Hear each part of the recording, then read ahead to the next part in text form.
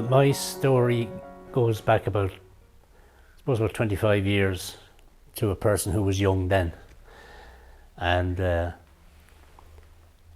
this was my wife's nephew's fiance at the time. They lived with us for about 12 months at the time. They came up to Dublin, they were working, they were going buying a house and all this kind of stuff. But she was a nurse and she was a agency. That's just do agency work. So she'd be out mostly overnight work, working nights and all that. And she'd come in the next morning then and get her some breakfast. She smoked at the time, but she didn't smoke during work. So when she came in, she would have maybe 4 or 5 or 6 cigarettes all in a row, all off the end of one another, But she was just, apart from the thing that I probably have a thing about, no, that doesn't sound good. Nurses inspire me a lot because of the work they do. And because I have a thing about it in that it kind of annoys me that we have got to a situation where we can reward big business whom you made 3 million, you get a bonus of whatever. Yet these people who save lives have to go on strike to get a decent wage. It's the wrong way around. But anyway, she was good-natured, kind, generous, never flustered, no matter how bad things were, and she'd always be coming home with a story or two. One of the stories she came home with, that she was in the hospital and this elderly man was in the bed, and she came in, she had to give him a bed bath, and every time she walked into his room after that, he went, "Wash me." So that became a constant joke with us. And of course the inspiration comes because I've seen her life as it has gone. They got married, they bought the house, they had 2 lovely children, and she's now gone on to be the manager in a hospital. I think there's Limerick or whatever, but so she worked her way up along the way with generosity and kindness and love and all of that.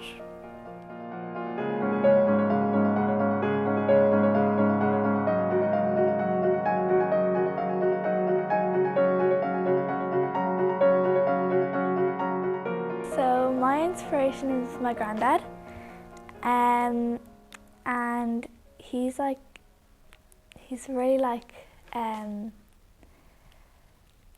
generous and kind, and he's so inspiring to me.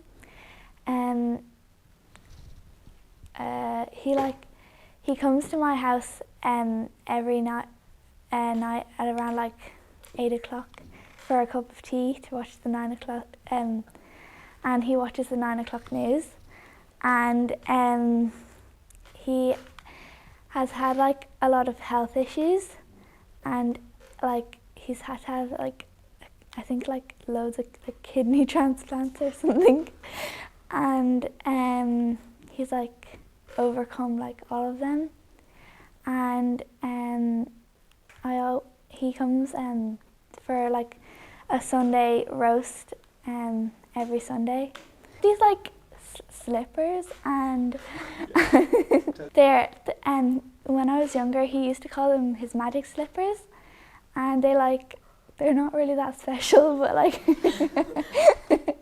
they just have magnets, and they click together.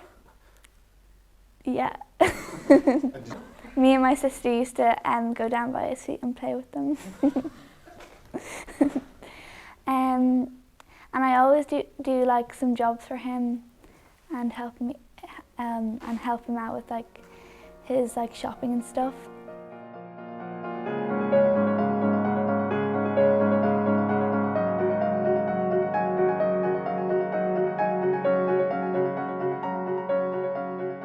The person that inspires me from the younger generation is my daughter Joy. She's 18 years of age. At the moment she's in the Gaeltacht, but that's not why she inspires me.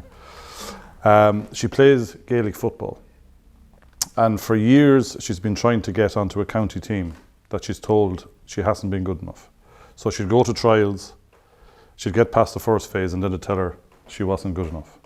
She'd come home in tears, she'd cry for days, she was hugely, it nearly knocked the confidence out of her. But she kept going back and say, how do I get better? How do I achieve this? What do I need to do to change? What behaviour do I need? How do I need to improve? So with coaching, mentoring, chatting to her, and her own determination, she reached the Kildare minor girls ladies team last year and again this year. And she's won 2 Lasair medals. She was the first on the first Kildare team, women's girls team that ever won. But that's not the achievement. The achievement is the journey she took. And she's not the best footballer in the world, she won't be saying that, but her guts and determination to achieve. And she was told by club coaches, she was told by others she wasn't good enough. But she rose above that, and everything within her, she turned around and said, I'm going to make this happen, despite people, to make this achieve. So that's my person who I admire the most as a younger person.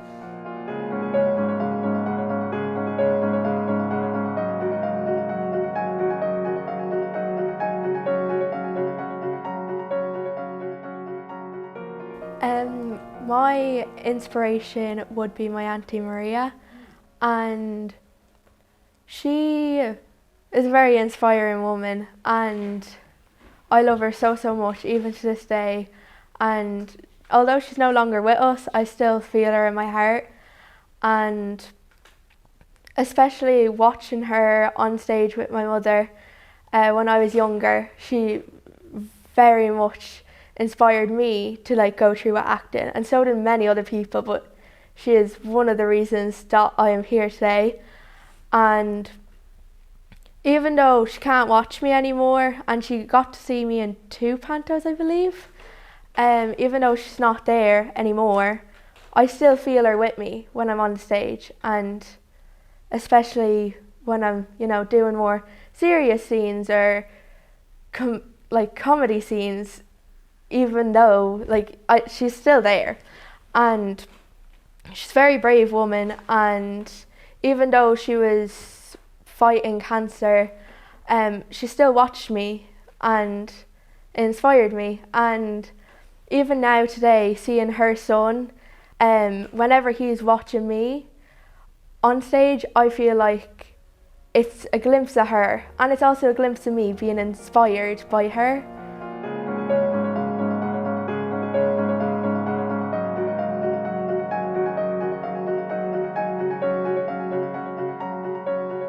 The person that inspires me is my nephew Ethan, and I know I am very fond of all of my nieces and nephews, but I think his story is one that, looking back on it, he was always meant to be where he is, and he came about through surrogacy, and his mum had obviously saved up the eggs and everything before having treatment, and before she passed away they had started the surrogacy route, and 5 months after his mammy passed away, we were surprised with this baby in a rocket tot on the kitchen table in my mother's house, which basically we went from a family in pure mourning to a family with a purpose, which was to bring this child up and to inspire him. And even just watching him, how he's developed, his personality, everything about him is like that, it's positive. He loves the world, he loves every day. At night time he says his prayers, and he's God bless Dell, God bless all the people in our family, even down as far as God blessing my dog as well. He's just such a pure soul, doesn't judge anybody, and I think he has changed what was a very sad time into something very amazing, which was basically what his mum would have wanted, which was to trust us with her baby.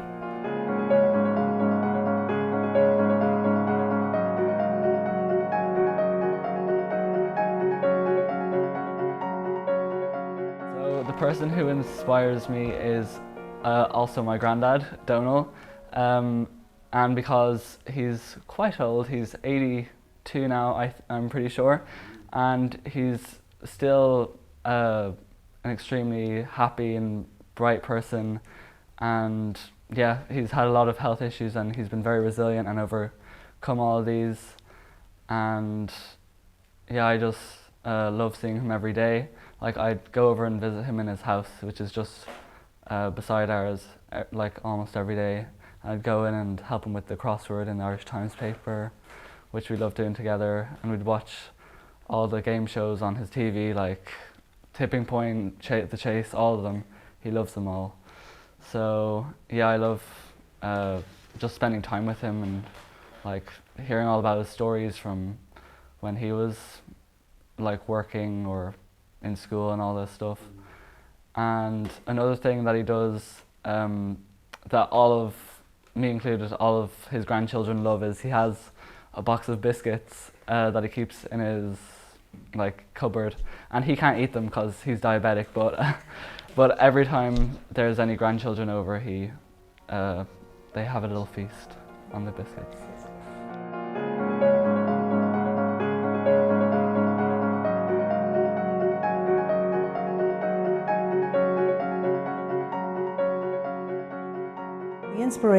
The young person inspiration I would have in my life is my youngest son, Joshua. Josh, known to most of you, or Crazy Josh, known to many. Josh inspires me because he is strong, gay, believes in who he is, very gay. He's camp. He's funny and very gay, but that never wavers. Like, it never wavers. He is, you know, teens were tough for him. He was in a school that was very focused on sport.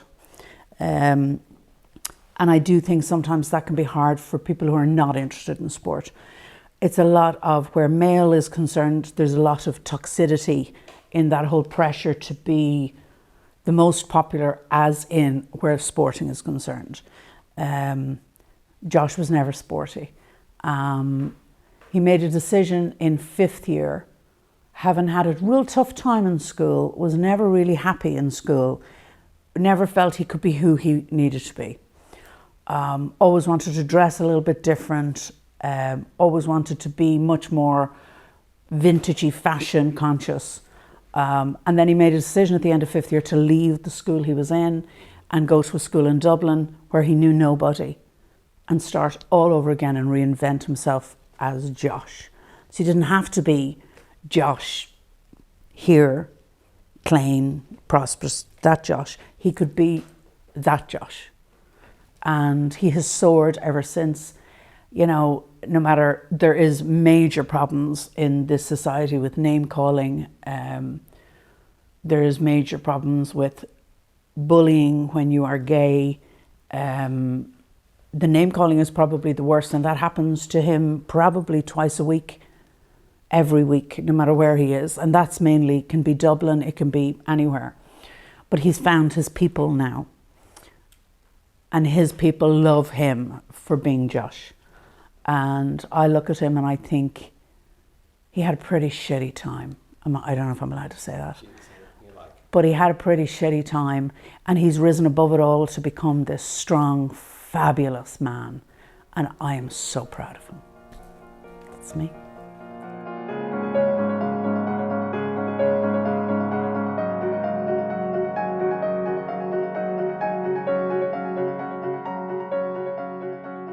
Well, the person I'm going to talk about as being an inspiration is my daughter Lucy. Be no surprise to, I'm sure, people here. It's kind of a common thread, kind of parents, but it's wonderful to be able to say, and it's not just from a parental point of view, I find her inspirational in, well, there's a few things about her. The biggest thing is her positivity.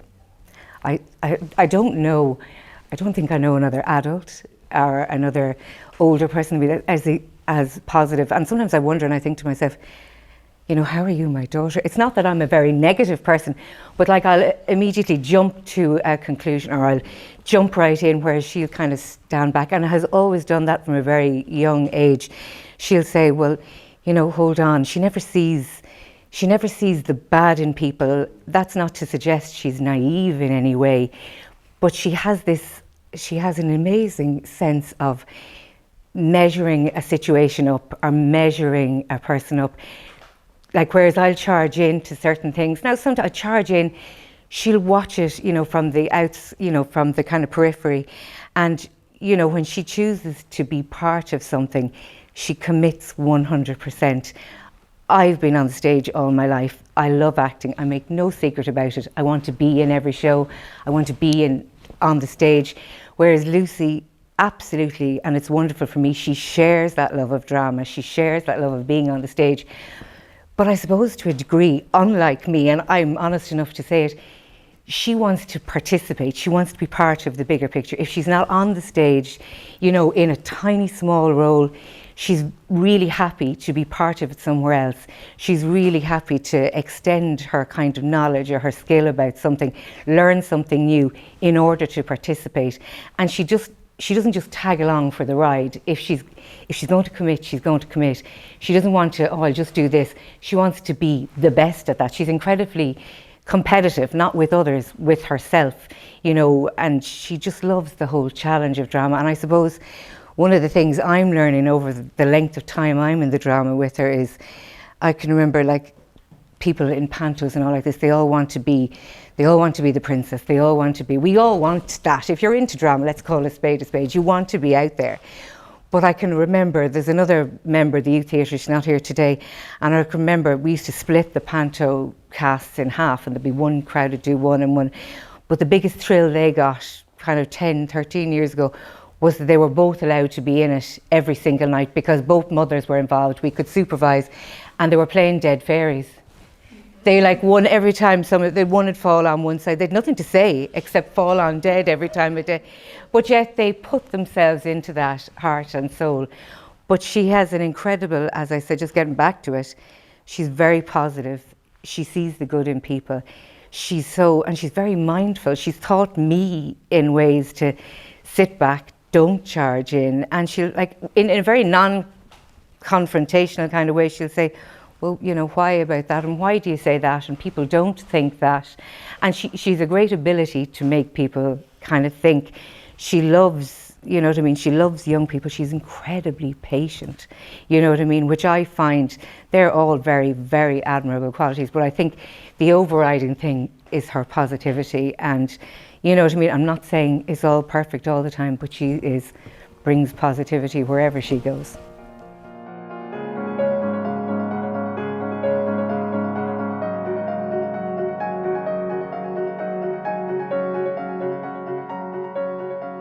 So everybody knows the date, so it's the 10th of June, and it's a very important day to me because it's my mum's birthday. So I said to TJ, no better person to my inspiration on the day of her birthday, because if you were to ask me as a child, she was always my inspiration, and even now at 24, she still is, even though she's not here with us anymore. Mum had MS, multiple sclerosis, and she was to the end of her life, she was confined to the bed. But she died in October 2021, and I was saying to TJ that she was kind of bedbound for the last kind of 5 years of her life. So as young women, myself and Lauren were reared from the bed. She gave us orders of what dinners to make, you know, telling us everything we needed to know from the bed, and she was so resilient. She was just an inspiration of a woman. I honestly couldn't think of anybody better to say it about. And I think for her being so disabled, that she was able to rear myself and Lauren to such a great, better than people my own age, parents could do, and they're well able to move around. She was a quite stubborn woman. I think I have a few traits of her, like in some aspects. She just never gave in with anything, like, and even up to the end of her life, when they finally told her that she wasn't going to live anymore, she wasn't giving up, and she lived for another 10 days. But that was Mammy just being like, no, she defied all odds. So we're living on in her legacy. Maybe for my first communion is probably one of the most kind of thing that always sticks out in my head, was when I made my first communion. She had kind of started to use a wheelchair, and, you know, Mum was adamant, no, I'm not, you know, I'll fall if I have to walk up to the top. But anyway, no, it just happened that she had to use the wheelchair, but she had to be put right up the front, and she was mortified because all the people in Prosper seen her sitting up the front. But like she was going to be there either way. You know, there was never no stopping her. Even if it meant her health was at risk, she didn't care. You know, so that was one trait that we all laugh about now with her in reflection, kind of thinking back. I think that's all I have. Thank you.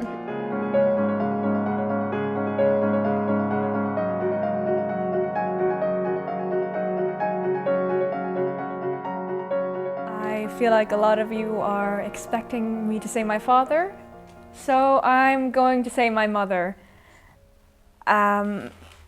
Ever since I was younger, I never fit in anywhere. Being undiagnosed autistic for my entire life, I only got diagnosed at 16 years of age. So we grew up without so much knowledge that would have helped me so much back then. But my mother never stopped fighting to make sure that I had all the resources that I needed, that I was able to fit in, that I had a chance. When I was younger, I didn't really feel like I was human. I sort of felt like I was some sort of alien. I didn't feel the same things that other children did. I didn't know how to play. I didn't know how to laugh. I didn't know anything. And obviously I was made fun for it. Children don't really tend to understand why someone might be different. We didn't even understand why I was so different. But my mother did absolutely everything to make sure that I knew that nothing was wrong with me, that I was just a bit different. But that wasn't a bad thing. And especially as I got older, as I got my diagnosis, everything that she's done for the school, she's never stopped fighting.